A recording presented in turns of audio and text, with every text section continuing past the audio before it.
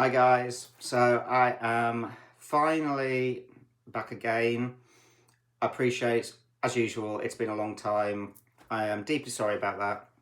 I was actually planning on doing this video well before the new year because I was getting loads of questions on social media about Sunfall, which I'll be talking about. But just, with everything going on at the end of the year, plus I had a holiday, I just decided to reschedule, largely to kind of coincide with me finishing book one, which I haven't quite achieved yet, probably next week. But I'm probably in a little bit of a better place to talk about Sunfall. Primarily, this video is in two parts. The first part being more to bring up to speed people who probably have absolutely no clue what Sunfall is and what I'm talking about. So that this first part is most definitely for you, and also how it relates to DestinyQuest. And the second part is actually answering questions from fans. I posted on Facebook and got a pretty good response. I think I have around 8 questions to answer, which will allow me to kind of go into more depth on the book and the game system. Okay, so let's start with the basics. What is Sunfall? So Sunfall is a new Gamebook series, obviously written by myself. It has 4 books, which are all being written one after the other, sequentially, and will all be released together as a complete set.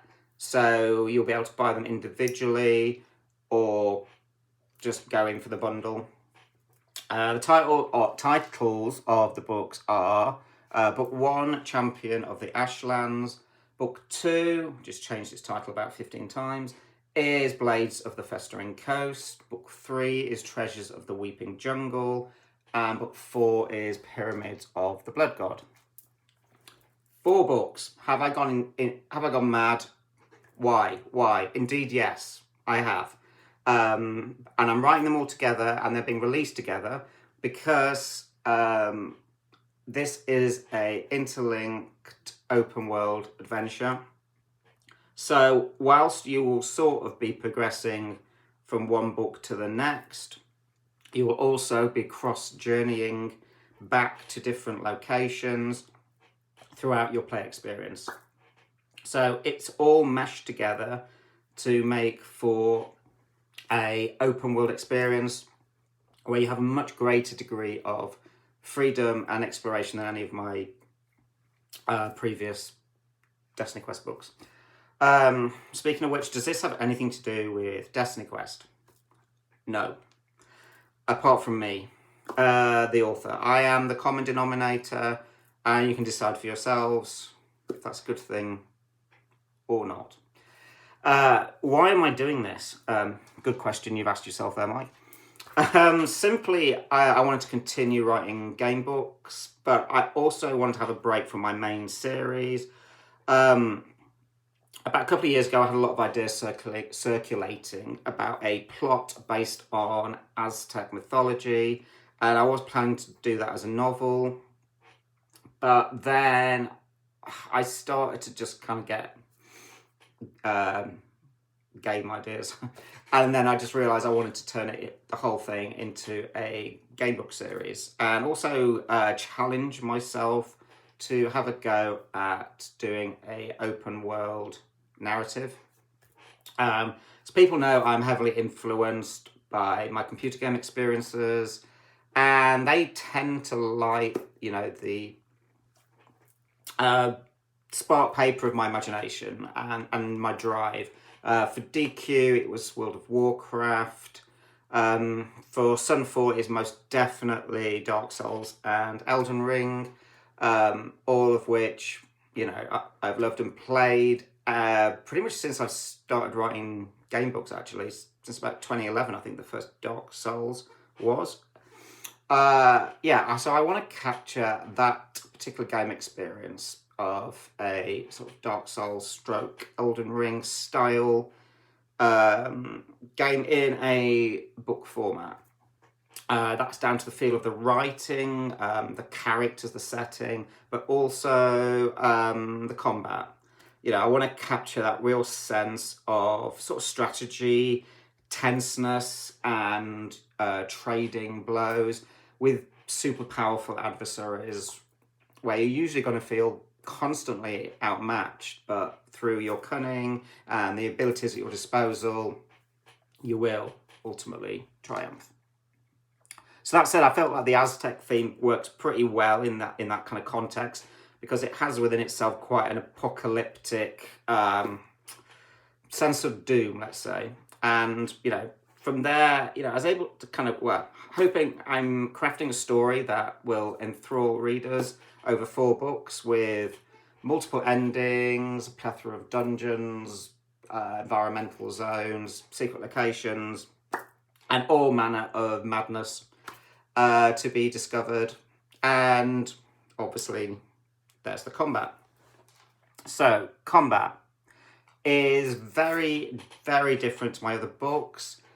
I'd say this series is probably more aimed at your RPG, role-playing game enthusiast, and tabletop board gamer, from the point of view that's probably a little bit deeper in terms of character management. And that's because I want to bring a kind of greater sense of sort of strategy and choice to each combat round. So I am privileged to be working alongside Oliver Hume on the combat system. Oliver is the writer and designer of Legendary Kingdoms, which is another very popular Gamebook series, which I'm sure you've heard of. He's obviously a very avid D&D and tabletop enthusiast, knows the market well, and very expert at bringing those kind of mechanics into the Gamebook genre. So having his input has been fantastic. And I think the fusion of our shared sort of passions and ideas has really helped to shape this combat system. And obviously we'll continue to do so as we progress through the playtesting. So in a nutshell, combat system and your hero management is very much based around your weapons, brackets, also armor and trinkets, but we'll focus on weapons. So each weapon has a number of combat moves, which has a resource cost of either stamina or spirit, and you're spending these resources to perform your various attacks. And you kind of want to try your best to avoid running out of a resource, because that can be costly, as you might end up becoming prone, and then that means that you will take unavoidable damage. So you do need to kind of carefully manage your resources. Also, a key aspect of Sunfall is status effects. So these are going to be the key kind of towards the mid to late game of creating powerful builds. For example, one status effect, which very kind of similar to DestinyQuest for those that have played it, is bleed. When you apply bleed, you actually apply counters to your opponent. Once a certain amount of counters are applied, then that opponent takes a burst of damage. So if, for example, you were playing into this bleed mechanic, then you'd be looking for weapons, talismans, armor, and various codex spells that might buff and increase your damage. From bleed, there might be abilities where you remove counters to create other effects, even heal yourself. So there's a lot to play around with there. And there are also many different status effects, such as frost, curse, lightning, venom, drenched. And each kind of combine in different ways with other effects. And we'll play into a different style of strategy.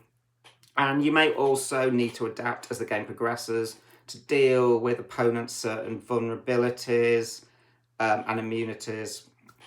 So there is that to take that into account. And also, you're also vulnerable to these effects too. So watch out. Finally, I just want to touch on the open world aspect. So I think I've already explained this, but the books interlink.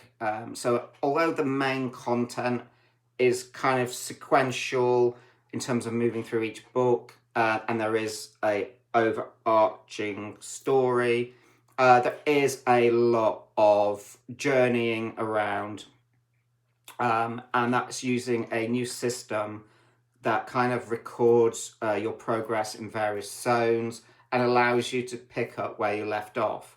So basically, in a nutshell, there shouldn't be any point in time when you'll be stuck for something to do or facing a situation where you just can't progress.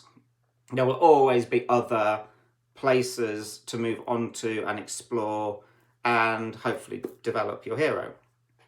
So the books will be coming to Kickstarter, all being well. I don't actually know a date yet, but I am suspecting it will be around May, June time.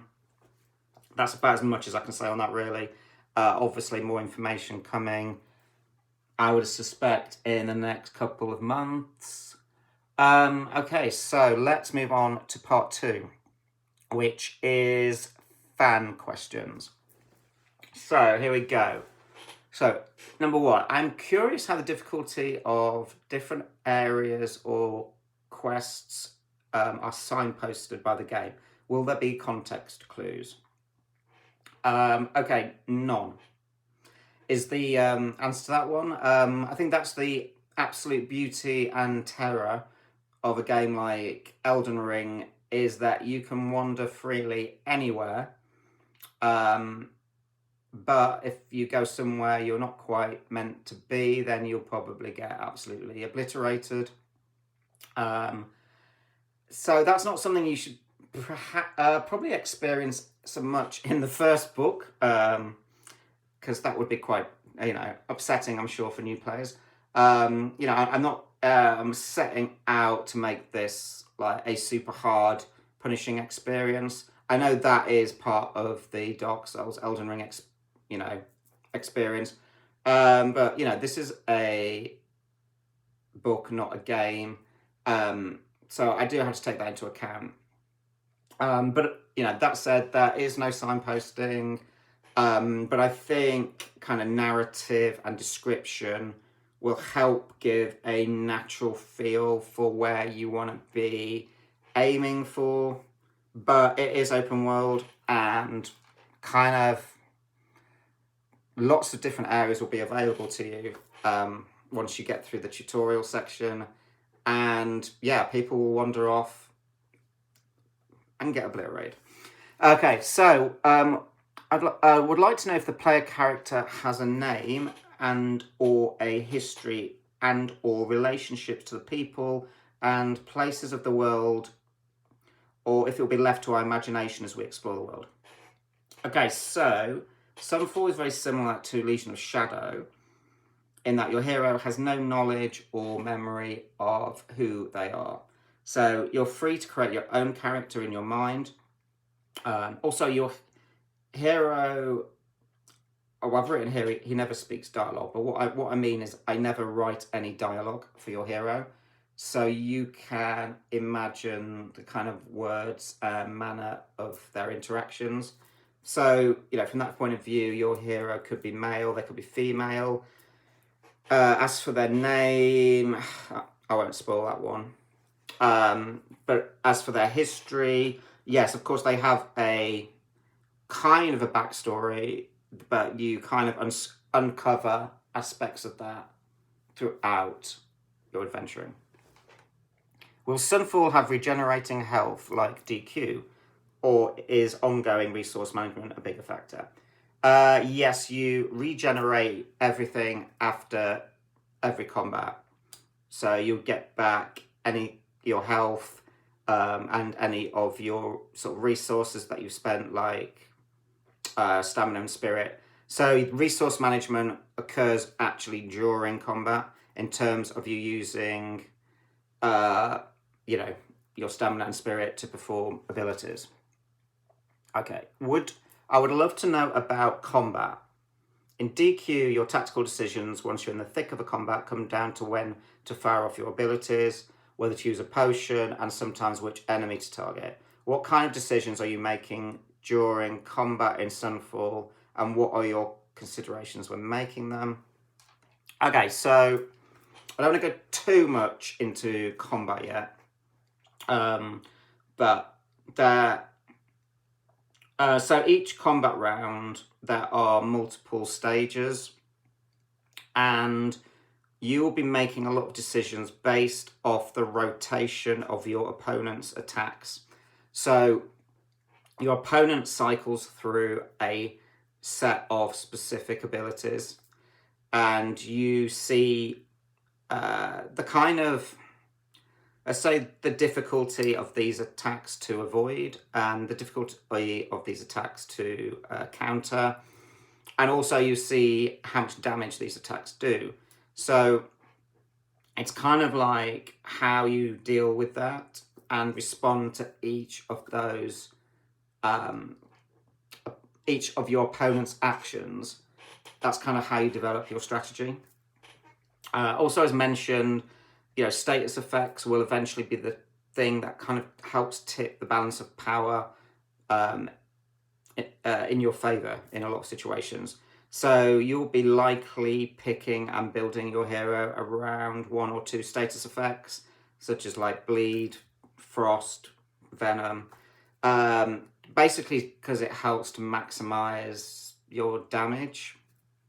And also you do have your main attributes too that you will be putting points into when you level up. So there's a lot more that I haven't talked about, but there's a lot of things that you can do to fine-tune your hero. Okay, so does the writing have the vibe of DQ main series, or is it more light like the DestinyQuest Raider spin-off? It's dark.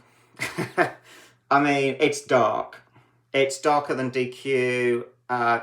It's an apocalyptic world based on Aztec mythology, their way of life, their customs, their religion. I mean, I've had to research this stuff. It's grim. It's grim. And a lot of it can't make it into the book because it'll just give people nightmares. But yeah, it is. I think that's why it fits perfectly with the Dark Souls theme, is that from the get-go, you're in basically an oppressive world where pretty much everything wants to either eat you, rip your head off, infect you, steal your soul, decapitate you, rip your heart out. Yes, it's dark. Okay. What do you think the play length will be? I mean, how do you answer that? I have no idea. I mean, to be fair, I've yet to actually finish book 1 and play it. At the minute, it's looking at around 530 entries. And I think it will finish up being about 80,000 words. I think it's going to depend on the player. I would suspect at least 5 hours per book, if not more. If you're exploring everything, there's the combat, obviously, and you're doing the journeying and revisiting locations. I don't even know how long a normal DestinyQuest book takes. So, I mean, you'll get your money's worth, hopefully. So, is it a linear story, or can you venture about? Well, I think we've kind of touched on that one quite a lot. You definitely venture about. Of course, as I've said, there is a sort of cohesive narrative arc and many subplots. So it's kind of up to you as the player what aspects and themes and factions you choose to get involved with. And also your choices can very heavily impact on what storylines are open to your hero and what may become closed off at certain points. as a result of your actions. So there's quite a lot of choice and consequence. Okay, so when is the projected release date? So I think it's going to be next year that the books will actually, well, I mean, it's going to take me the rest of this year to write all 4. I mean, I can't, I mean, yeah, early next year. As I said, the Kickstarter is probably going to be early to midsummer, and I wouldn't be surprised. I won't be running the Kickstarter if it goes ahead. I think I wouldn't be surprised if they release a playable kind of teaser prologue along with the Kickstarter. So that will give people a chance to dip in and have a go at a very early kind of test version of the book. But yeah, as I said, all 4 books are dropping at once. Then I basically probably have a complete nervous breakdown, and I'm planning to spend the whole of 2026 on holiday, probably on a beach somewhere in the South Pacific, and I will not be reachable. Thank you very much. So that's it for now. I hope that this has been helpful. As always, thank you for your support and interest. Keep an eye on my social media for more news about when things are going to kick off. As for me, you know, there's no rest for the wicked. I have a book to finish, and yeah, as soon as this video's up, I will be back to it, back to the grindstone. Anyway, happy adventuring, guys. And before I go, I'm just very quick bit of DestinyQuest stuff. Wrath of Ragnarok, as you may know, is now an ebook. I still have absolutely no news about Legion of Shadow ebook. I have chased them and chased them for information. It should have been ready about 3 weeks before Christmas. I've heard nothing. I am going to chase it again, so I will keep you posted on that, because I know there's quite a few of you that are eager to get the updated Legion of Shadow. So yeah, anyway, I thought I'd add that in. Thank you, and happy adventuring, guys.